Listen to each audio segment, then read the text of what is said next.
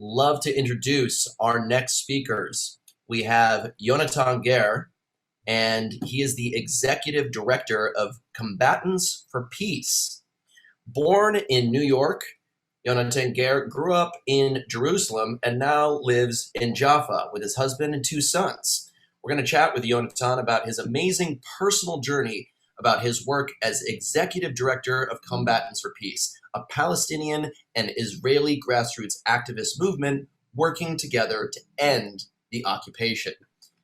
Yonatan will be joined by, in conversation by our very own PowerToFly Director of Mentorship, Limor Bergman. And now, will you please welcome our speakers? I'll hand it over to you two. Thank you so much, Hunter. And hi, everyone. Pleasure to be here today. Hi, Yonatan. Hi. And I want to encourage everyone that are with us, although we don't see you, would love to engage with you. So I want to encourage everyone to ask any questions you have to Yonatan, and I'll do my best to moderate. So hi, Yonatan, how are you today? Pretty good. And as this is an international conference, I can't miss the opportunity to just say, because it's so fun, good afternoon in the Americas, good evening in Europe and Africa, good night here in Israel and Palestine, and I guess good morning in Australia. Yeah. So let's start off by telling us a little bit about you and your life journey, Yonatan. Sure. So you heard my bio. I was born in New York. I grew up in Jerusalem. My family chose to immigrate to Israel as passionate Zionists. And indeed, in an Israeli context, I grew up in a very right-wing home. That means the belief in the complete land of Israel, that Palestinians should find other solutions. And that was sort of my upbringing. I grew up, I was a young teenager during the Oslo time when Rabin was working with Yasser Arafat and Bill Clinton at the time to hopefully establish peace here in the area. And I was 16 when the news came that he was assassinated at what is now called Rabin Square. To me, that was a little bit of a moment of reckoning.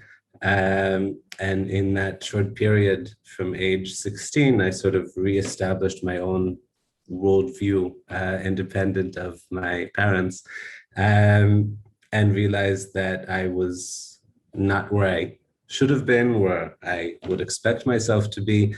As a result, I decided to be a conscientious objector, to not join the Israeli army, which is compulsory service here in Israel for anyone who is 18, which was a bit of an ordeal.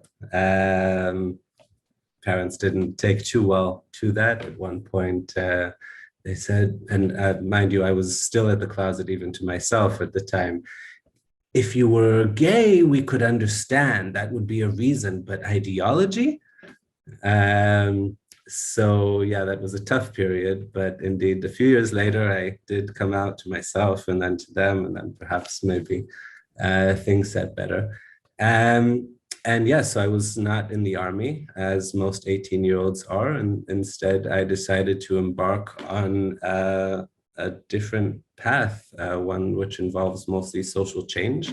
I worked with the Masorti conservative movement in Israel, which promotes religious pluralism in a country where there is no separation of synagogue and state.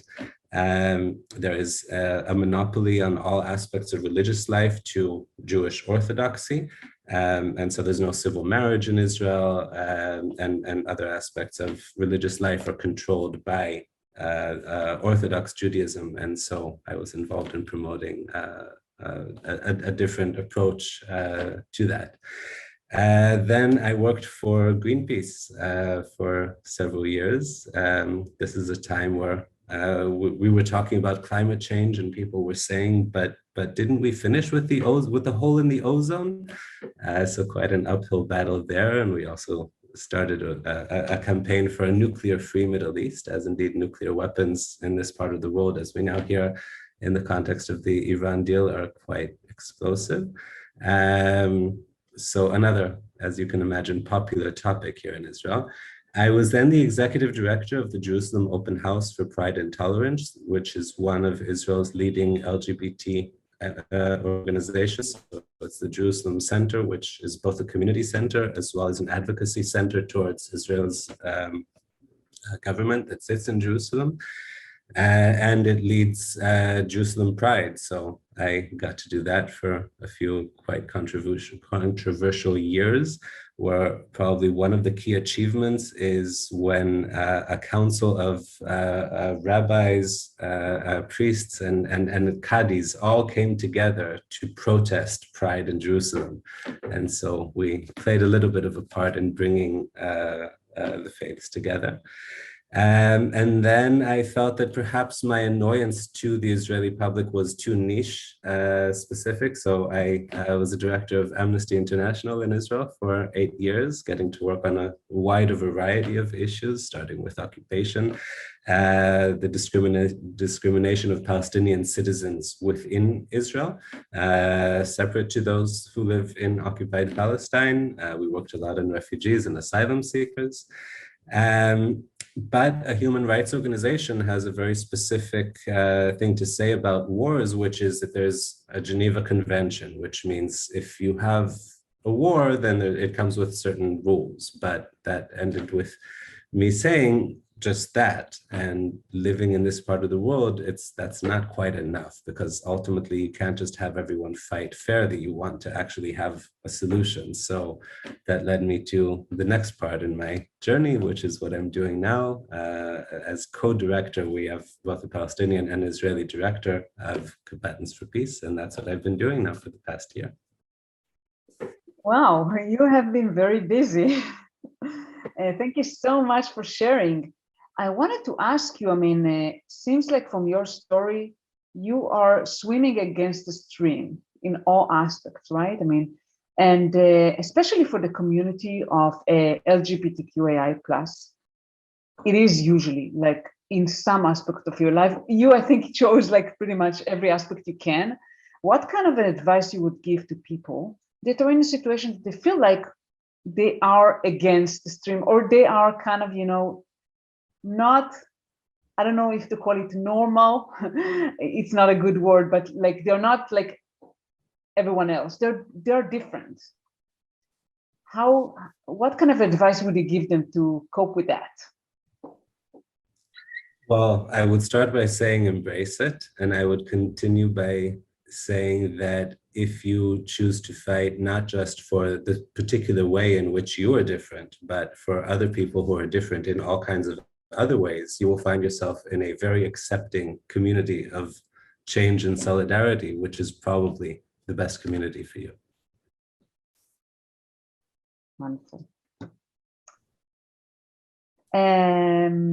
So for those who are watching and don't know, can you tell us a little bit more about what it's like being an LGBTQIA+ person in Israel? What are the rights, or what is denied from the members of the community? Yeah, so Israel prides itself in the gay rights that it has, which to me is quite annoying, because I've been involved in the struggle for LGBT rights for such a long part of my career, and personally as well.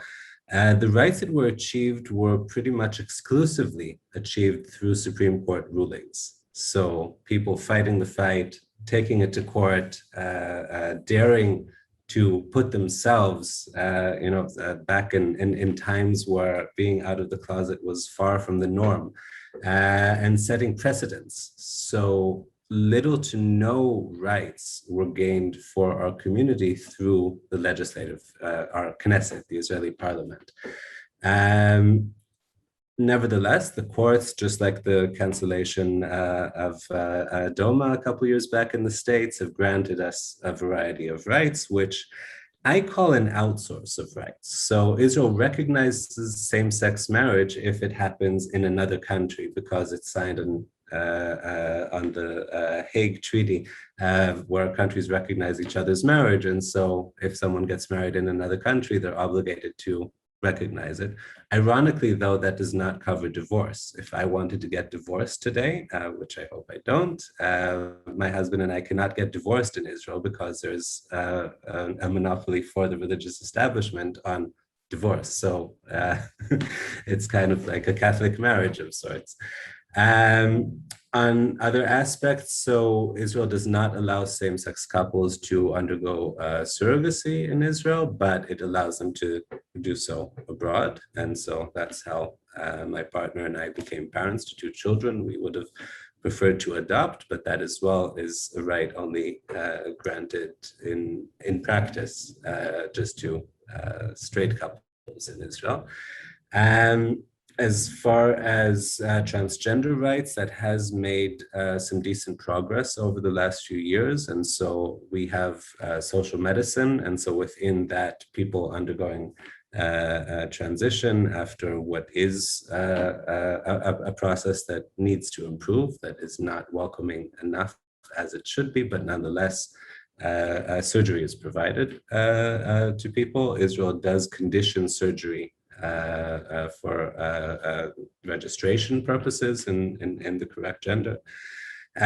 So it's making good progress, but when I say it outsources its rights on marriage and parenthood, that means that those are rights that are afforded to those who can afford it, which means that if you are a gay, white, Jewish man living in Tel Aviv, your rights are pretty decent. But the further you move away from that cisgender, the further you move away from that definition in very many directions, the less rights you will have, because most people would not be able to afford to fly to another country to get married or to become parents, or suffer from other levels of social discrimination in Israel's social or geographic periphery, adding additional layers of trouble.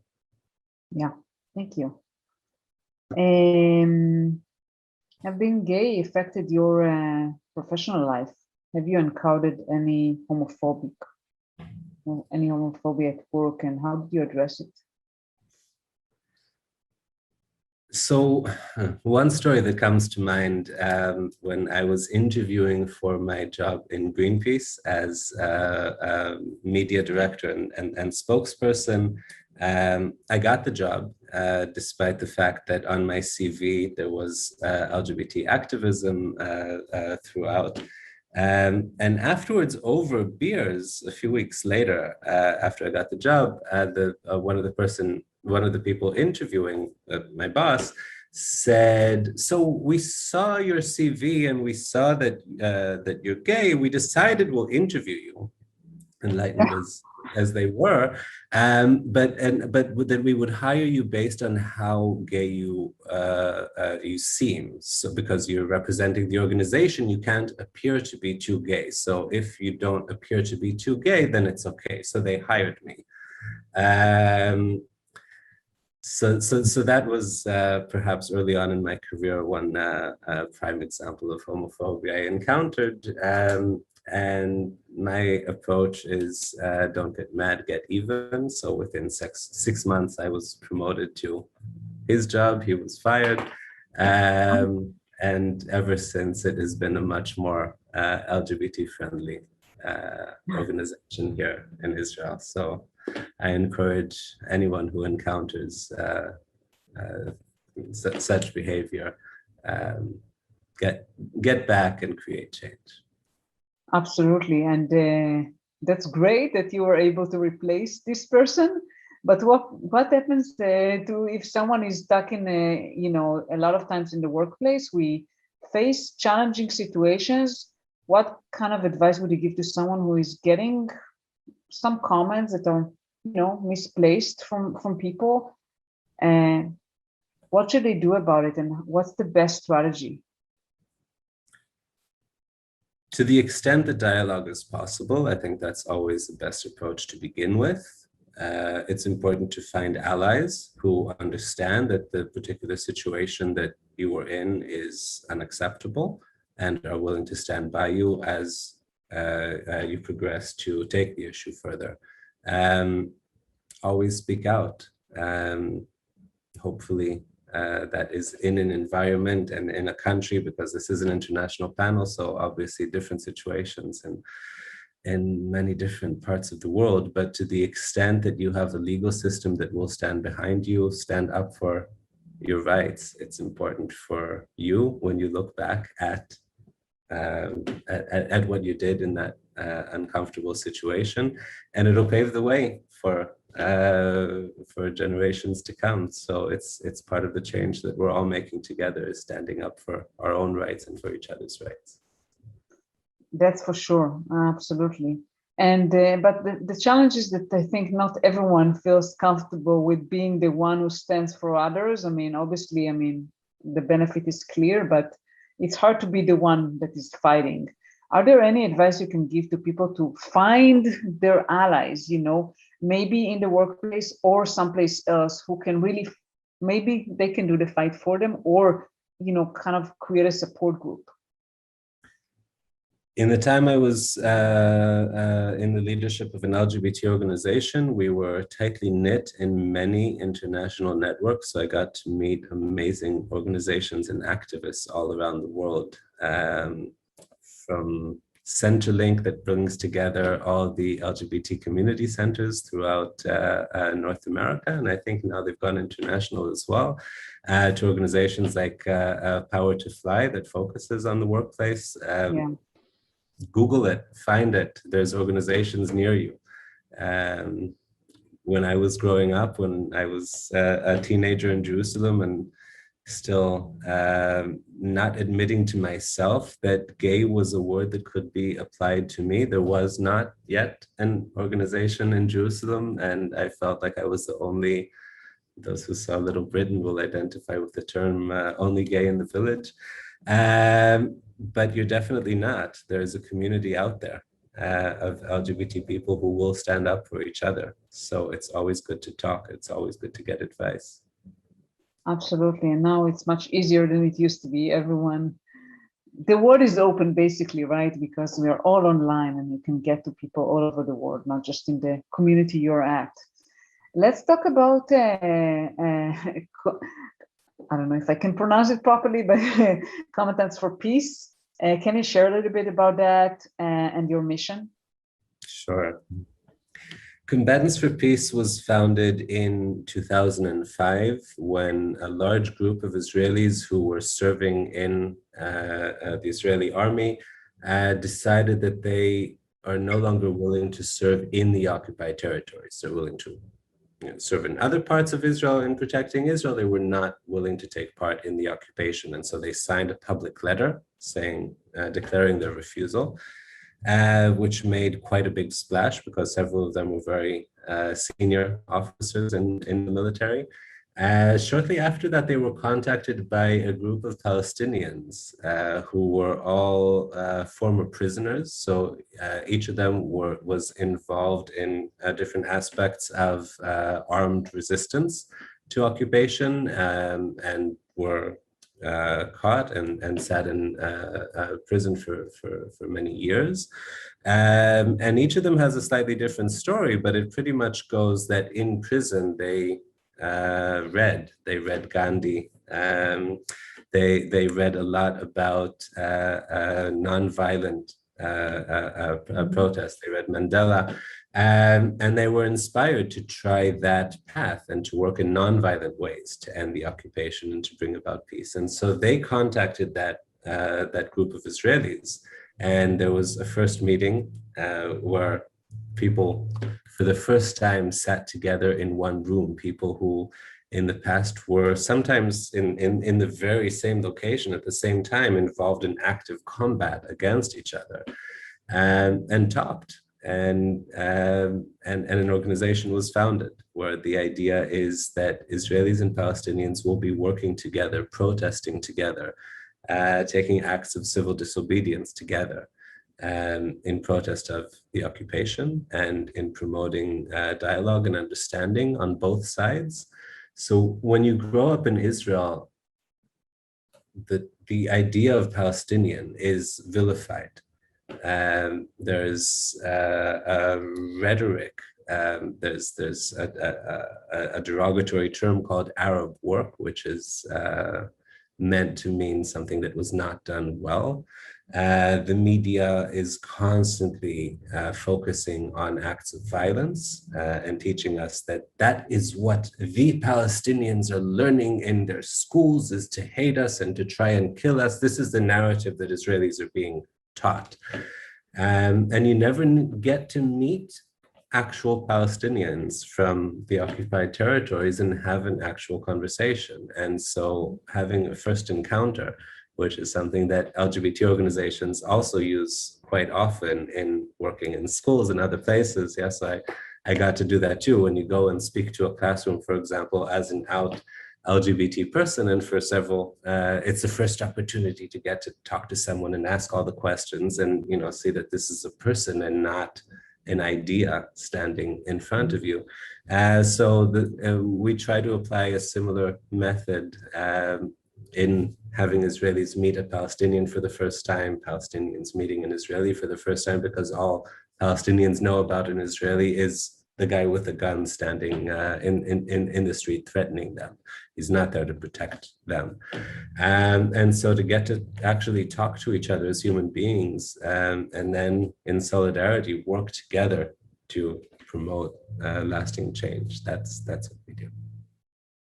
Absolutely. I'm curious, obviously you mentioned the idea of non-violence and Gandhi and Martin Luther King and all that. How do you see that in taking action? Obviously, you know, both parties talk, but then we see other things, right? We do see the violence. So how does it all play together? How is non-violence is the power? So I'll give an example. We had a protest a week ago, 2 weeks ago, just at the very end of the last round of violence between Israel and Gaza. We had a protest against the war of Palestinians and Israelis together in Beit Jala, which is a part of occupied Palestine, which is completely, it's called Area C. It's completely run by Israel. And so protests are never allowed because it's martial law in the occupied territories. You're not a citizen. You have no citizen rights. You have whatever rights the army gives you. So there is no such thing as right to protest in the occupied territories. And nonetheless, we showed up, Palestinians and Israelis, to have what if took place in Tel Aviv, and indeed took place in Tel Aviv in several demonstrations since, would be considered quite boring. It's a bunch of people holding up peace signs. But when you do that in the occupied territories, that is highly controversial. And so the police showed up together with the army, and within 5 minutes, this is one souvenir that I picked up, which is a stun grenade that they shot at peaceful protesters.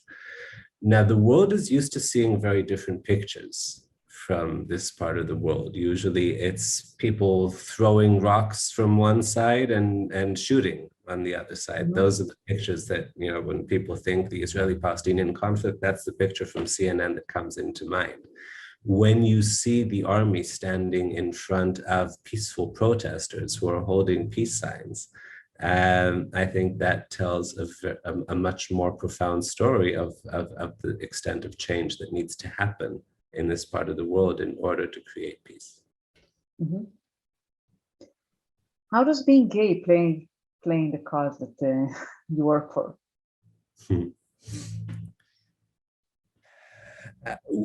Each of us is so many different things, right? I'm gay, I'm white, I'm Jewish, which in Israel means part of a majority, in the rest of the world, not so much. I'm cisgender, yeah, all these aspects of my identity. I'm a liberal Jew, which in Israel is also a kind of minority. Yeah, so each of us are part of a majority in one sense, a minority in another sense. You know, we each have our own. And that ultimately, I think is all of our motivation to change, right? I spend a lot of time working on women's rights. Other people, everyone works on the rights of all the minorities. A lot of people were at Black Lives Matter protests, black and white. And ultimately, that's what creates change, when all of us coming together demand change, rather than each particular group just working on its own rights. I think our identity obligates us to do that. So being gay taught me valuable lessons on the importance of solidarity with other minorities that are being discriminated, and the importance that we all dedicate significant amounts of our time to create change for other people. Ultimately, I'm just looking at the time, so just to add, one quick last thought about working on peace in the Middle East in this day and age. It feels, when we learn the history books and different, bad things that happen in different parts of the world throughout the years, and we sometimes think, what would I have done if I lived in apartheid South Africa? If I lived in Europe during World War II, what would my role have been? We are living in a time that will be written in the history books.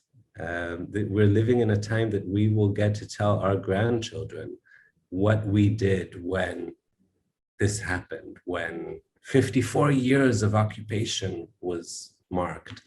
And in that perspective, I think, we should all do whatever we can to make sure that we play the right role in shaping history. Thank you so much, Yonatan. I think we have 2 more minutes. It's been a pleasure. I want to ask you, if people want to contact you, do you have any recommendation how they should do that? Absolutely. cfpeace.org or afcfp.org is our American Friends of Combatants for Peace. You can also Google it if I did that too quickly. Come on our website, and there's so many ways that you can support the cause that we're trying to promote. We have activists throughout the States and Europe and many other places around the world who help us build international pressure to help this part of the world aim in the right direction. So please do help us create a better reality here for Israelis and Palestinians alike. Thank you so much. It's been a pleasure. And Hunter, we're going back to you. Great. Thank you. The entire internet is clapping for you right now. So thank you so much, Limor, Bergman, and Yonatan Gher, for that very insightful talk. Very grateful to hear you.